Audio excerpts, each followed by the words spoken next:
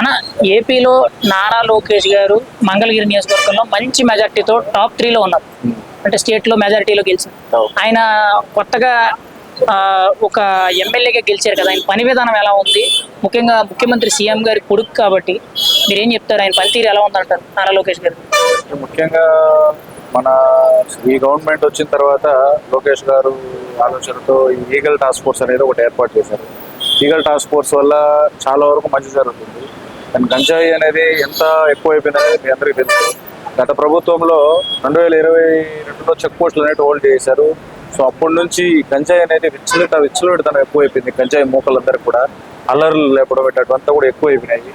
So 2022 నుంచి 2024 వరకు ఎంతో గంజాయి అనేది సేవిస్తూ ఎక్కడంటే రోడ్ల మీద చిల్లరగా చేసి నాశనం చేశారు ఈ ఎవరైతే గంజాయి మూకలు ఉంటారో.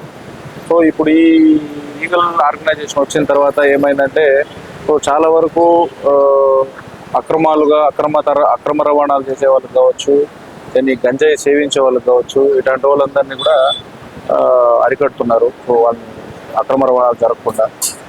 దెన్ ఇంకోటి ఏమంటే, ఇప్పుడు లోకేష్ గారు ఈగల్ ఆర్గనైజేషన్ అనేది ప్రపోజల్ పెట్టిన తర్వాత, పోలీస్ డిపార్ట్మెంట్ నుంచి ఈగల్ వచ్చిన తర్వాత, ఈగల్ ఫోర్స్ ఆర్గనైజేషన్ వచ్చిన తర్వాత గంజాయి తాగే వాళ్ళకి కావచ్చు, గంజాయి ట్రాన్స్పోర్ట్ చేసే వాళ్ళు కావచ్చు, వెన్నులో ఒడుపు పుడుతుంది. సో అందరికీ చెప్పడం ఏమంటే, అక్రమ రవాణాలు చేసే వాళ్ళకి చెప్పడం ఏమంటే, గంజాయి అక్రమ రవాణా చేయాలన్నా సేవించాలన్నా వెన్నులో వణుకు పుట్టాల్సిందే ఖచ్చితంగా. ఎందుకంటే సమాజాన్ని భ్రష్టు పట్టిస్తున్నారు. సో లోకేష్ గారి ఆలోచన అనేది చాలా బాగుంది. లా అండ్ ఆర్డర్ విషయంలో యాక్చువల్లీ ఆ శాఖ అనేది సీఎం గారి చేతిలో ఉన్నా కానీ ఇటువంటి పరిస్థితి వచ్చినప్పుడు నారా లోకేష్ గారు కూడా కొన్ని సందర్భాల్లో రియాక్ట్ అవుతున్నారు. ఆయన కూడా అందులో చర్యలు తీసుకున్నారంటున్నారు. ఒక అధికారిగా మీరేం చెప్తారు? ఆయన పనితీరు ఎలా ఉందని అంటారు? అంటే నిన్న కూడా ఈ వర్షంకి కి బాగా తుఫాన్ వచ్చింది కదా, తుఫాన్ వచ్చింది సంథింగ్. వచ్చిన తర్వాత సీఎం గారు కూడా చాలా వరకు నైట్ కూడా చేశారు, వర్క్ చేశారు పబ్లిక్ కోసం. అండ్ లోకేష్ గారు కూడా చాలా బాగా చేశారు. అండ్ ప్రజల రక్షణ కోసం పనిచేస్తున్నారు. దాని లా అండ్ ఆర్డర్ని చాలా బాగా ఫ్రీడమ్ ఇచ్చారు. First of all home minister Anitha garu కూడా ఉన్నారు. సో లోకేష్ గారు ఆలోచన ఏమంటే, లా అండ్ ఆర్డర్ని కట్టిపెట్టకూడదు అనేది ఒక ఆలోచన. ఎక్కడ కూడా స్వచ్ఛందంగా సేవ ఉంటారు. ప్రజలకి లా అండ్ ఆర్డర్ అనేది చాలా ఇంపార్టెంట్. లా అండ్ ఆర్డర్ భంగం కలిగిస్తే ఎంతటి వారైనా కూడా శిక్ష తప్పదు. That is the philosophy. So చట్టాన్ని ఎవరు అతిక్రమించినా, లా అండ్ ఆర్డర్ని ఎవరు బ్రేక్ చేసినా ఖచ్చితంగా శిక్ష తప్పదు. అటువంటి వారిని మాత్రం ఎవరిని కూడా కేర్ చేయరు. ఓకే, ఇప్పుడు ముఖ్యంగా నారా లోకేష్ గారు ఒకవైపు అయితే, ఇంకోవైపు పవన్ కళ్యాణ్ గారు ఉన్నారు కదా, వీళ్ళిద్దరి మధ్య కూడా సఖ్యత ఏ విధంగా ఉంది? ముఖ్యంగా వీళ్ళిద్దరు పనితీరు ఎలా చేస్తున్నారంటారు? కొన్ని విషయాలు ఇప్పుడు రీసెంట్ గా మోంతా తుఫాన్ టైంలో ముగ్గురు కలిసి పనిచేశారు. అందులో వీళ్ళిద్దరి ఇంటరాక్షన్ ఎలా ఉందనంటారు? అంటే డిప్యూటీ సీఎం పవన్ కళ్యాణ్ గారి గురించి చెప్పాలంటే, అందరూ ఏదో చెప్తారు, ఏదో సినిమాల నుంచి వచ్చారు అది ఇది అంటుంటారు. కానీ ఆయన చేసే దాంట్లో చాలా మంచి చేస్తున్నాడు. మొన్న తుఫాన్ ఎవరు వెళ్తారు చెప్పండి? తుఫాన్లలో కూడా వెళ్ళి ఈవెన్ ఒక సాధారణ మనిషిలాగా వెళ్ళి జనాల్లో తిరుగుతున్నాడు, పరామర్శిస్తున్నాడు. ఎక్కడ అన్యాయం జరిగినా అక్కడికి వెళ్ళిపోతున్నాడు. డిప్యూటీ సీఎం పవన్ కళ్యాణ్ గారు అంటే లోకేష్ గారు ఎంత చేస్తున్నారు, డిప్యూటీ సీఎం పవన్ కళ్యాణ్ గారు అంటే గవర్నమెంట్ ని ఒబే ద గవర్నమెంట్ రూల్స్, అంటే రూల్స్ అండ్ రెగ్యులేషన్స్ ని డిప్యూటీ సీఎం పవన్ కళ్యాణ్ గారు ఫాలో అవుతున్నారు. ఆయన ఎట్లంటే ఎవరికి కష్టం వచ్చినా వెంటనే వెళ్ళిపోతాడు. అది central state, the issue belongs to state or central is not important. Work అది అన్యాయం జరిగిందా ఖచ్చితంగా న్యాయం చేసేంత వరకు దానికోసం ఫైట్ చేస్తున్నారు. ఆయన మీద ఎవరైతే డిప్యూటీ సీఎం పవన్ కళ్యాణ్ గారి మీద ఎవరైతే ఇట్లాంటి ఆరోపణలు చేస్తున్నారో వాళ్ళందరూ కూడా మానుకోవాలి. నేను కూడా ఒక అభిమానినే, సినీ ఫీల్డ్ లో సార్కి ఒక అభిమానినే పవన్ కళ్యాణ్. సో ఆయన ఏదన్నా తప్పు జరిగితే మాత్రం ఇమ్మీడియట్ రెస్పాన్స్ ఇచ్చేది డిప్యూటీ సీఎం గారు ఆలోచన చాలా బాగుంది. ఓకే, ఇప్పుడు నారా లోకేష్ గారు ఈగల్ టీం అనేది తీసుకొచ్చి చాలా బాగా చేస్తున్నారు అన్నారు కదా. ఇంకోవైపు పవన్ కళ్యాణ్ గారు social media abusing act bill అనేది అసెంబ్లీలో మాట్లాడారు, తీసుకొస్తానన్నారు. మరి ఎలా ఉంటుంది అని అంటారు ఈ సోషల్ మీడియా అబ్యూజింగ్ యాక్ట్ అనేది? సోషల్ మీడియా అంటే ఫస్ట్ ఆఫ్ ఆల్ సోషల్ మీడియాలో ఒక వ్యక్తిని కానీ ఒక వ్యవస్థను కానీ వ్యక్తిగతంగా దూషించడం చాలా తప్పు. ఏదైనా అన్యాయం జరిగినప్పుడు లేదంటే ఏదైనా సమస్య అనేది జరిగినప్పుడు ఆ సమస్య గురించి చెప్పడం కరెక్ట్. సో సోషల్ మీడియా ఉంది కదా అని ఎవరికి నచ్చినట్టు వాళ్ళు విచ్చలవిడితనంగా పోస్టులు పెడుతూ ఒకరిని కించపరుస్తూ, లేదంటే ఒక వ్యవస్థని కించపరుస్తూ, లేదంటే ఒకరి మనోభావాలు దెబ్బతీయడాన్ని ఎవరైనా ఖండిస్తారు. వాస్తవం.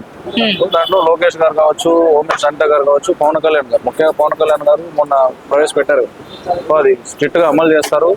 సో ఆయన ఆలోచన ఏమంటే, ఫస్ట్ ఆఫ్ ఆల్ ఇక ప్రభుత్వం ఆలోచన ఏముంటుందంటే, అన్యాయం చేయాలన్నా, అక్రమం చేయాలన్నా, అక్రమాలు ఏమైనా చేయాలన్నా కూడా ఒక్కొక్కరికి వెన్నుపూసలు కదిలిపోవాలి. వాస్తవానికి తప్పు అనే ఆలోచన రాకూడదు. చట్టాన్ని ఎవరు అతిక్రమించినా చట్టపరమైన శిక్ష అమలు పరుస్తుంది. పోలీస్ డిపార్ట్మెంట్ అనేది ఎప్పుడు కూడా సరే లా అండ్ ఆర్డర్ ని బ్రేక్ చేసే వాళ్ళు ఎవరు కూడా ఉపేక్షించారు. గత ప్రభుత్వంలో మా వాళ్ళకి 2156 మంది మా వాళ్ళకి అన్యాయం జరిగింది. స్పెషల్ పోలీస్ ఆఫీసర్స్ 2156 మందికి అన్యాయం జరిగింది. జగన్మోహన్ రెడ్డి మా వాళ్ళందరినీ కూడా రోడ్డు మీద వేసినాం. ఇప్పుడు మా వాళ్ళలో మా యూనియన్ లీడర్ అండి, మా union leader vice president Prashanth అని నిన్ననే శ్రీ సిటీ దగ్గర వస్తుంటే ఒక ఎస్ఐ ఆపి ఏం చేస్తారు అంటే చూడండి, అట్లా ఉంటుందండి. అంటే హెల్మెట్ లేని దానికి ఏదో దానికి ఫైన్ చూస్తారు కదా, హెల్మెట్ లేని దానికి ఫైన్ మాత్రం వేసి పంపిస్తారు. ఆపి నువ్వు ఏ పార్టీకి ఇది వల్గర్ లాంగ్వేజ్ అంతా మాట్లాడి చాలా వరకు ఇంత ఈ దుస్థితి అంతా ఎందుకు పట్టింది? సో ఆ ప్రభుత్వంలో జగన్మోహన్ రెడ్డి చేసిన దారుణమైన పనికే పట్టింది. సో పోలీస్ డిపార్ట్మెంట్ అంటే ఎంత కష్టం ఉంటుందో అందరూ తెలుసుకోవాలి. ఈవెన్ ఆ ప్రభుత్వంలో జగన్మోహన్ రెడ్డి గారు కూడా తెలుసుకోవాలి. ఎందుకంటే అందరికీ మామూలు మోసం చేశారు, చెప్పాను కదా, కుటుంబాల వరకు కూడా కష్టపడతారండి. ఈవెన్ టయానికి ఎస్ఎల్ఎస్లు రావు.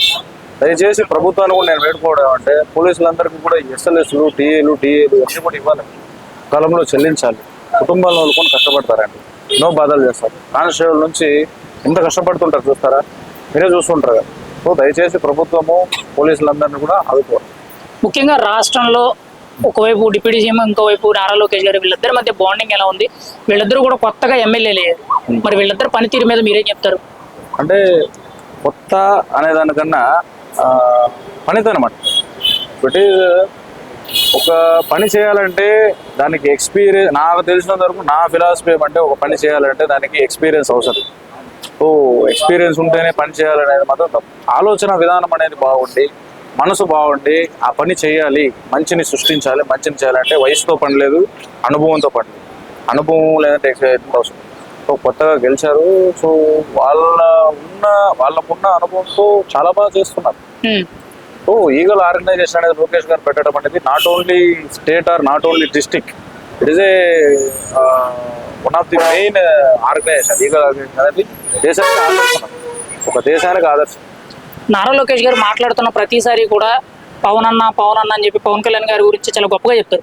అంత మంచి బాండింగ్ రావడానికి కారణం ఏంటంటారు? వీళ్ళిద్దరూ కూడా రాబోయే రోజుల్లో ఇంకా రాష్ట్రానికి చేసే అభివృద్ధి ఎలా ఉంటుందని అంటారు, మీ అభిప్రాయం? అంటే వాళ్ళ రిలేషన్ అనేది ఎట్లుంటుంది అంటే ఇద్దరు ఆలోచన ఒక విధంగా ఉంటాయి. అంటే వాళ్ళు ఏదైనా చేయాలనుకో, మంచి పని చేయాలన్నప్పుడు ఒకరితో కాదండి. ఇప్పుడు 5,000 ఉన్నప్పుడు 5,000 ఒకటి ఉండవు, 5,000 కలిసినా ఒక పిడికలేదు. సో అట్లా ఒక మంచి పని చేయాలన్నప్పుడు వీళ్ళిద్దరు ఒక ఆలోచనతో ముందుకెళ్తున్నారు బాగా. సో ఫ్యూచర్లో వీళ్ళందరికీ కూడా మంచి చేసేవాళ్ళు ఎవరైనా కూడా సరే, అందరికీ కూడా నేను ఎప్పుడంటే మంచి స్థాయికి వెళ్ళాలని కూడా కోరుకుంటున్నాను. ఒక మాటలో నారా లోకేష్ గారి గురించి, పవన్ కళ్యాణ్ గారి గురించి మీరేం చెప్తారు? నారా లోకేష్ గారు అంటే is a one of the dynamic leader. I thought that నేనైతే చూడలేదు ఇంతవరకు ఇట్లా జనాల్లో వెళ్ళడం కానీ. ఎప్పుడంటే అప్పుడు వెళ్ళిపోతారు, జనాలు ఎక్కడైనా ఉంటే కూడా దిగి ఇమీడియట్లీ స్పందిస్తున్నారు. దెన్ ఇంకోటి ఏమంటే, మన పవన్ కళ్యాణ్ గారి గురించి చెప్పాలంటే, డిప్యూటీ సీఎం పవన్ కళ్యాణ్ గారు అంటే ఒక brand. Is a one of the heartful person. ఆయన మనసే చాలా బంగారం. ఆయనని ఎవరు విమర్శించినా ఆయనకు అనవసరం. సో జనాలకు మంచి చేయాలి, ఒక మంచి థాట్లో వెళ్ళాలనేది ఆయన ఒక నినాదంగా పెట్టుకున్నాడు.